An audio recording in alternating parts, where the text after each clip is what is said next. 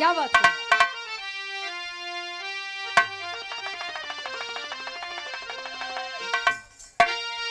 अब समरी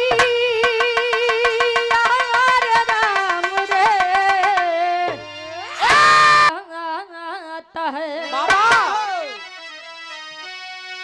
देवी देवता में झगड़ा लगा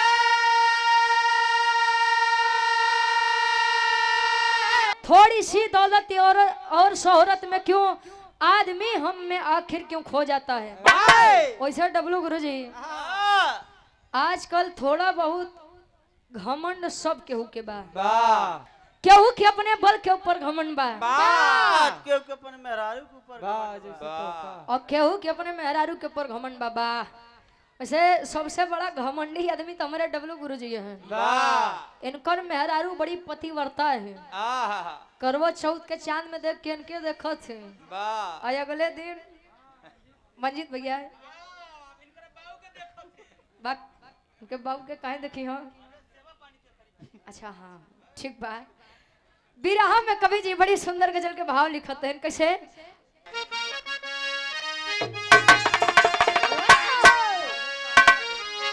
लइका कहे अब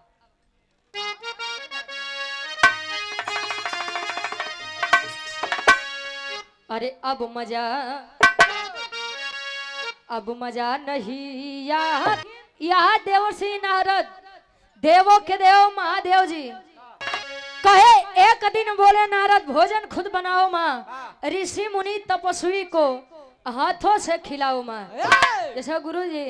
आज ही देखो था गृह प्रवेश करवाएं अखंड रामायण के पाठ करवाएं दोनों गवैया के बोलाइन बिरहा गावे बोदे मान लो भोजनों की तैयारी हो गई होगी लोग खातो हुई हैं कब भैया जा भैया खा वाला नहीं तो इंद्र देव कब आज हमको तब पता नहीं बा तराती भर कोरइन गिन बा कहो नारद जी पूछो माई गिरजा जी लोगे कहे माई एक बात बतावा मल्ल भगवान भोलेनाथ तो अवघड़दानी राबब हैं जब से तोहार उनके संगे बियाह हो गया तू घड़ाइन हो गई है तू वाह कहानी का शुरुआत बा।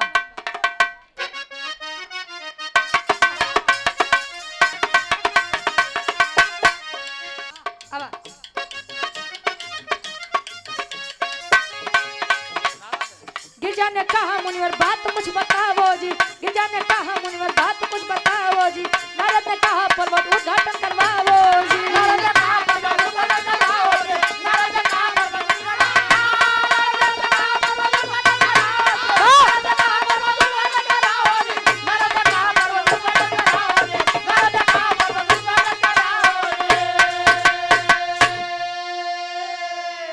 कहानी के तो नहीं समझ ला। भगवान भोलेनाथ के साथ आप ओकरे पहले भी या कैलाश पर्वत पे कोनो आयोजन नहीं कहीं तब कहीं हमार मानक की कैलाश पर्वत के उद्घाटन करवावा और उद्घाटन के साथे साथे ब्रह्म भोज भी करवावा और वो भोज में लगभग कहो ए भैया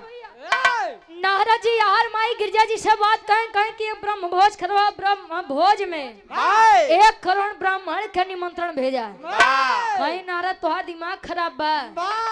1 2 3 4 मान ला 1000 2000 होतन तो कामो चलाई थी 1 करोड़ ब्राह्मण कहाँ से मिली हो कहे कि माई तू परेशान मत हुआ ये जिम्मेदारी हमारे ऊपर छोड़ा। अच्छा पहले नाऊ के काम कुल नरदे जी करत रहे कहूँ भी निमंत्रण बांटे के हो तो नरदे जी लई के बीड़ा टेरत पहुंच जाए इतना उत्पाती रहन कि बतावा मोरंग के लड़कियां नहीं रहे ने उनके लड़का दिवाल है खाली तीनों देवता के न्योता काट के अरे बाहरे देवर्षि नारद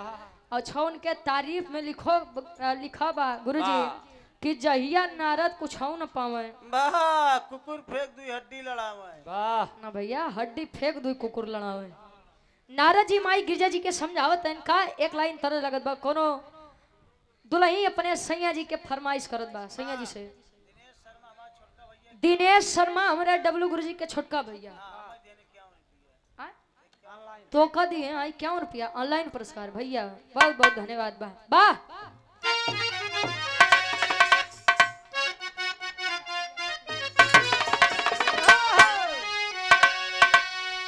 बाली और झुमका भुलाई जा राजा हो अरे बाली और झुमका भुलाई जा नथुनी पगोली चले तप बनवाई दा बाली और झुमका भुलाई जा नथुनी पगोली चले तब बनवाई बाली और झुमका भुलाई नथुनी पगोली चले तब बनवाई। लेकिन नारद बाबा सोचे अपने मनवा नारद बाबा सोचे अपने मनवा बात बोले गिरजा के समनवा अपने मनवा बात बोले नारद बाबा सोचे अपने मनवा बात बोले गिरजा के समनवा। कहे बीड़ा कर तार लेके पहुँच कैलाश हो झगड़ा लगाए नारद कैले सत्यानाश हो तेरा कटार लेके पहुंचे कैलाश हो झगड़ा लगाए नारद कैले सत्यानाश। तेरा कटार लेके पहुंचे कैलाश हो झगड़ा लगाए नारद कैले सत्यानाश। भोले से कहूँ जिन बयानवा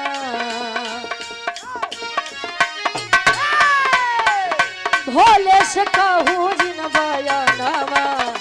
बात बोले गिरजा के समनवा बोले से कहूँ जिन बयानवा बात बोले गिरजा के समनवा। बोले से कहूँ जिन बयानवा बात बोले गिरजा के समनवा। कहे माई खाली गारंटी हमार बा न्योता खाली हम बाटा तू भोजन के तैयारी करा। अच्छा गिरजा माई मान गए कहीं कि तनी सा रुक जा भगवान भोलेनाथ के बतिया बताई दई। हाँ अच्छा वर्तमान समय में भगवान भोलेनाथ कैलाश पर्वत पे नहीं रहे कहाँ गए ने विष्णु जी लगे क्षीर सागर वाह कहें कि माई अगर भगवान भोलेनाथ के बताई देबू तो उ कोनो काम बढ़िया से नहीं होई दी हम वाह माई अगर भगवान भोलेनाथ के बतेबू तो उ कोनो काम होए नहीं दी हम तू भोजन के तैयारी करा अब बाद में भगवान भोलेनाथ के वाह देखा भगवान भोलेनाथ के नहीं बताऊ इहे से नारद जी खेला कह दिहन। वाह अच्छा जब खेला कह दिहन तब पहुंच निकल दिहन कहाँ अपने स्थान पे। अब माई गिरजा जी यार भोजन बनाते हैं जैसे यार पूरी कचौड़ी छनत बा डबलू गुरु जी हाँ। वैसे माई गिरजा जी सती में कराहत चढ़ाई के भोजन पर भोजन बनावत नहीं अथले भगवान भोलेनाथ के दरवाजे पर नारद जी फिर से पहुंचते हैं। जब नारद जी फिर से पहुंचते हैं तो होत का एक लाइन तरह लगत बा ई गीत के दुखी राम यादव दादा गावे कैसे अरे भेटाई गईले अरे मुनिवर ज्ञानी अरे भेटाई गईले मुनिवर अरे भेटाई गईले मुनिवर ज्ञानी एक के सांस में पियले पूरा समुंदर पानी अरे हो पानी अरे हो पानी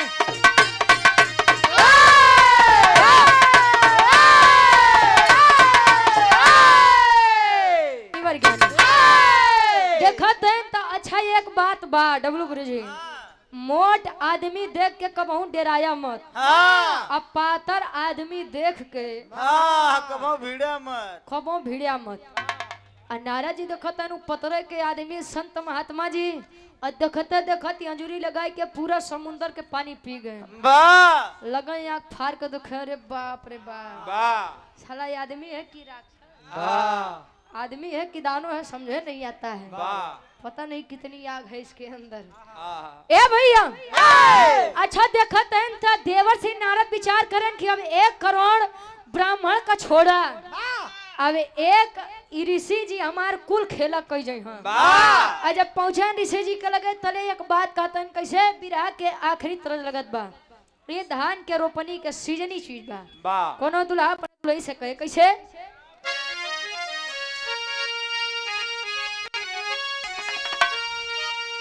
आवा चली धान रोपे धनिया आवा चली धान रोपे धनिया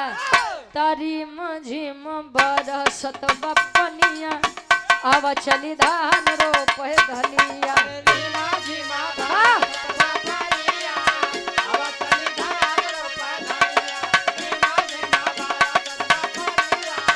आवा चली धान रोप आप वहीं के इलाहाबाद के स्वर्गीय गुरु लाल जी लहरी गुरु जी जेके लोग कहा कि हड्डी पे कबड्डी खेले वही गीतिया के गाँव में हरिओम भैया। अरे वाह आज तू असिल में मास्टर लागत है वाह। अरे झूलनी उतार ले बैरनिया झूलनी उतार ले बैरनिया अबू भरे कुआ न पे पनिया झूलनी उतार ले बैरनिया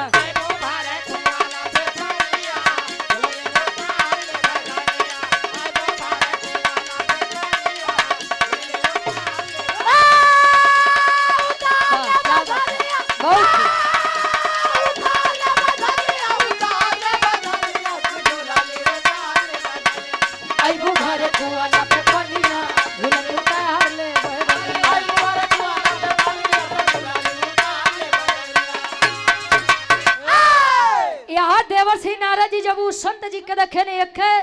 सांस में समुद्र के पानी कुल पी गए। समुद्र कम थोड़ी होता का गुरु जी आई हम नहीं वेद शास्त्र बताता है अपना। अब वेद शास्त्र के बारे में आप लोगों से बढ़िया के जानी जहाँ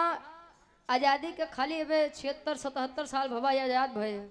वहाँ 144 साल बाद भाई कुंभ मेला लाग जाए आसान बात थोड़ी बा। नारद जी पहुंचन था कुंभज ऋषि से कहते हैं का कहे आर्य मुनि से बयनवा आर्य मुनि से बयनवा बोले नारद मुनि से बयनवा बोले नारद मुनि से बयनवा ता गिरजा घर का रउवे हम भोजनवा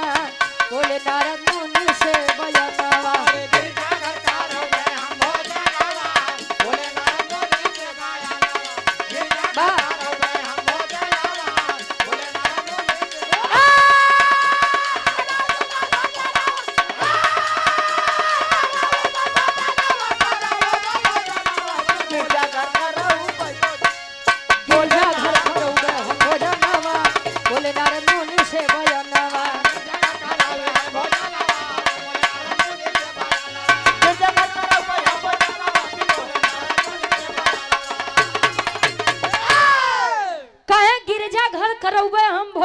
बोले नारद मुनि से भजनवा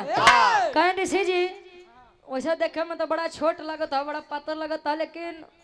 कैपेसिटी आपके बड़ी बढ़िया बा क्षमता आपके बड़ी बा कहन मतलब कहन हम देखो तो इनकी जवान आदमी 1 गिलास 2 गिलास 10 गिलास पानी पिए में सांस फूलत बा वहाँ आप समुद्र के पानी पी गया ये कम बात थोड़ी बा। कहन तब कहन की निमंत्रण लेके आई आप बदे माई गिरजा जी कैलाश पर्वत के उद्घाटन करवावत है और वही में ब्रह्म भोज करवाए जेमे कहीं कि जा ब्राह्मण कुल के न्योता दे किया बा कहे तो हम 1 करोड़ के रहे लेकिन आपका देख के लागत बा कि 1 करोड़ के कमी महसूस नहीं हुई। इतनी बतिया सुन के कुंभज ऋषि कहना अच्छा एक बात बतावा नारद तोहार माई हमके भोजन करवाई ली है कि नहीं करवाई ली है तोहार माई कहे तोहार दिमाग खराब बा देवों के देव महादेव जी के मेहरारू के बात करत ही आओ चला कुंभज ऋषि इतनी बतिया जब सुने तो कहन देखा भाई जवन पानी हम पिए ही अब ओके तो निकाले पही अब जाहिर से बात बा जवन उगा बा अंदर ए भैया अच्छा जितना पानी कुल कुंभज ऋषि पिए रहे ओके गुरुजी निकालू दिहन तो निकालत है कि फुकारत है ही समझे नहीं आवत बा। अच्छा जब कुल पानी निकाले तब से लोग बताओ लगे वेद शास्त्र बताओला कि तब से समुद्र के पानी खारा होए लगा नमक वहीं से बन के आवत है। तू खात है कि नहीं खाता है कि बताओ। हम आयोडीन खाते हैं भाई आयोडीन खाते हैं और कहाँ से आवत है ए भैया। अच्छा पहुंच गए कुंभज ऋषि माई गिरजा जी के संगे कैलाश पर्वत पे। आज जब कैलाश पर्वत पे पहुंचे तब माई गिरजा जी एक ब्राह्मण का देख के गुस्सियात हैं नारद जी से कहे का कहे अरे एक ब्राह्मण देख गौरा कई लिखी सियाई कहाँ बेटवा नारद बात समझ नहीं आई कहाँ बेटा नारद बात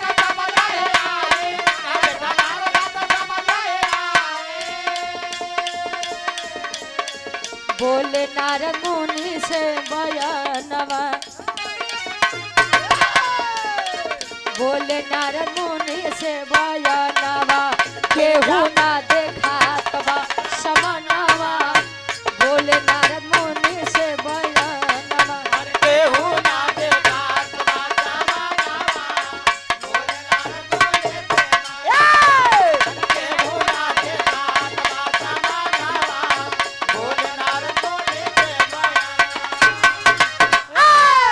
माई गिरजा जी जब देखी तो गुस्सिया तई नारद के ऊपर कि नारद तोहार दिमाग खराब बा निमंत्रण दिए कह रहा 1 करोड़ के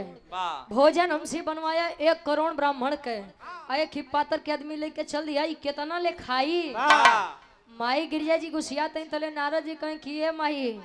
ई ओमे के बाद की देखन में छोट लगे घाव करे गंभीर तू खाली भोजन पर भोजन लेके आवा खत्म होत जाई हमार गारंटी बा अच्छा एक पत्तल में 2 कचौड़ी तनी के सब्जी सजाए के माई गिरजा जी जब लेके आए तो कुंभज ऋषि खड़ा हो गए कहे नारद ए नारद हमारी अपमान करे बदे हमका यहाँ लिया क्या यहाँ ये 2 कचौड़ी कहाँ ले जाई ये तो कुल दांतन में अटक जाई कहे माई ये 2 कचौड़ी वाला आदमी नहीं है इनके परात भर ले के आवा कहो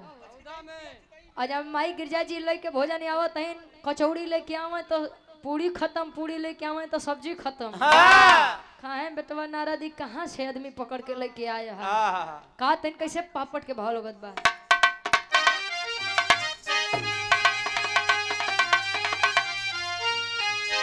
अरे कुंभज ऋषि करे जब अरे भोजनवा मनवा व्याकुल बा अरे कुंभज ऋषि करे जब भोजनवा मनवा व्याकुल बा गिरजा माई सोचे ते छनवा मनवा व्याकुल बा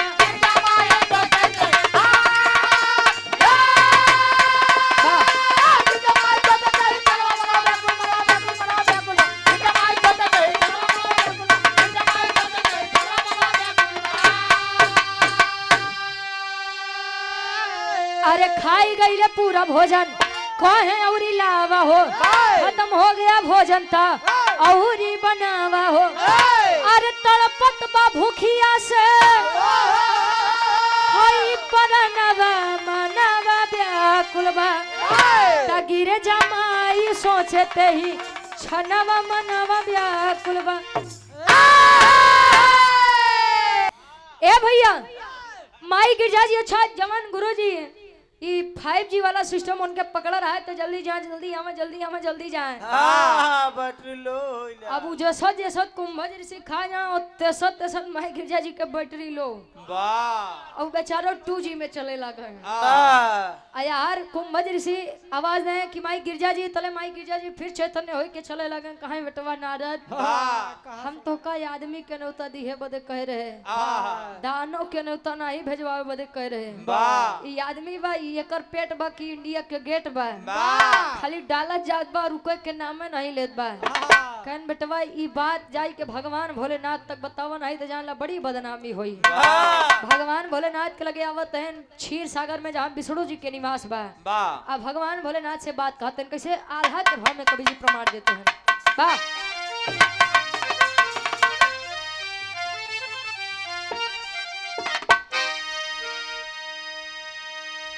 हाय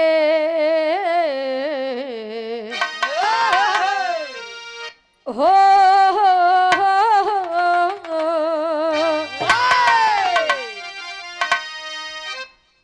दो गाड़ी के मलिकार साहब पूछते हैं देवर श्री नारद जी माई गिरजा जी के बात लेके भगवान भोलेनाथ के पास कहते हैं कैसे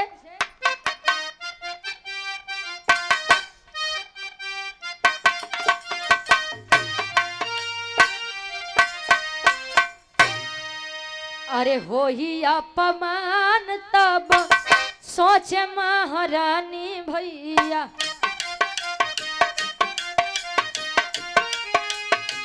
याद कर भोला के सुन मनला तबले प्रभु विष्णु जी जोगी भेषवा में अइले बैठे कुंभज ऋषि बगली में जा जल्दी से खाई के उठी गए भोजनवा बाबू कहाँ लग कुंभज तनको शरम नहीं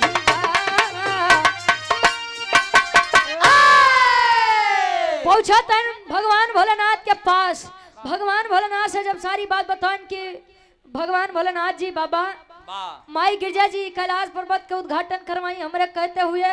हम कहे कि 1 करोड़ ब्राह्मण के निमंत्रण भेजा कुंभज ऋषि कलियाई क्या जे 1 करोड़ ब्राह्मण के कमी पूरा करें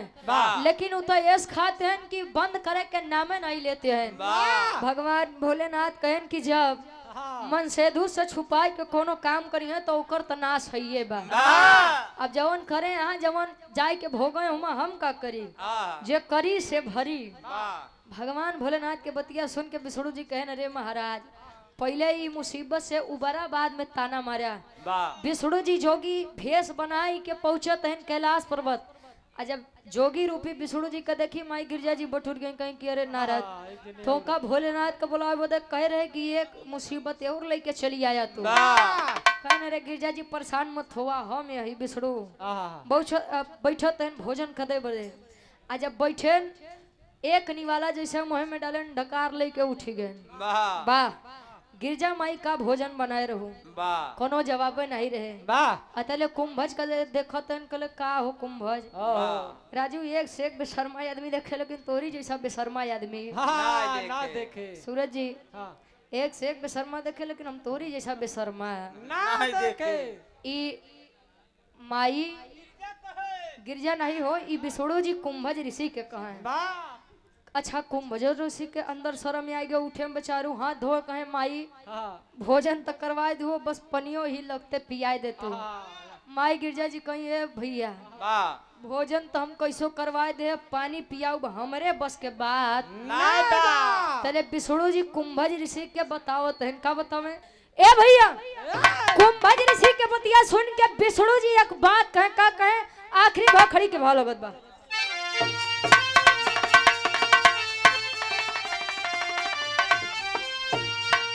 आर्य बोले प्रभु विष्णु जी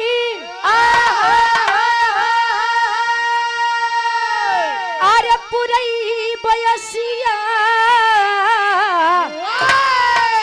तो द्वापर युगवा में तोहरो बुझौ बयसिया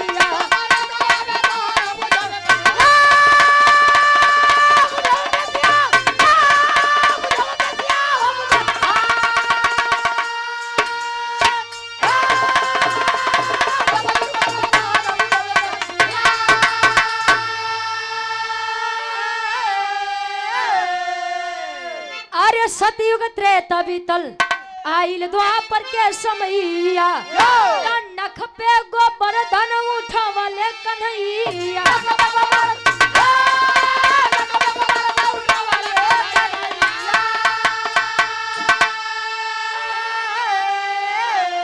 अरे इंद्र देव कैले वर्षा नली होले ससिया अरे इंद्र देव कैले वर्षा नली होले ससिया द्वापर युगवा में तोहरो बुझौ प्यासिया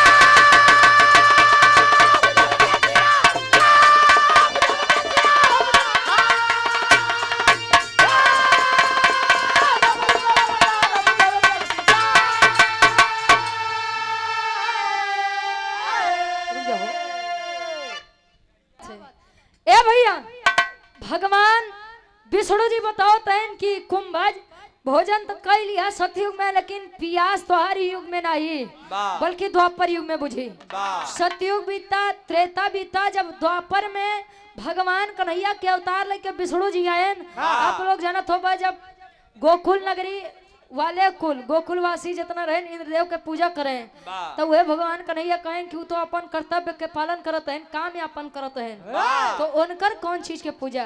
पूजा करे के बाद तो गोवर्धन पर्वत के पूजा, जिनके छत्र छाया में गोकुलवासी सुख और शांति से जीवन व्यतीत करते हैं। सब पहुंचे पूजा करे बोले त्यार इंद्रदेव ऋषियाई गए, अलग मूसलाधार बारिश करे, सांस लेके नामी ले जब गोकुल नगरी वाले डूबे लगे तो भगवान कन्हैया वो है गोवर्धन पर्वत उठाई के कुल गोकुल वासी के उद्धार की है। तनी सा अंगुली टेढ़ा कहन बेटवा कुंभज आवा पानी पीला, आवा बेटवा पी ले। हाँ अब पानी पी ले, तू तोरो प्यास बुझे, हम वो अपने बात से मुक्त हो जाइए। हमारे विराग का शीर्षक रहे गिरिजा भोज। आखिरी में खानदान के परिचय बा। गुरु बिहारी गुरु गणेश गुरु रामलाल गुरकारी स्वर्ग से संधिका कवि बच्चन जी बने पुजारी हो। अरे बेटाई गईले मुनिवर ज्ञानी गाँव रुचि अदो बिरहा में कविताई बेटाई गईले मुनिवर ज्ञानी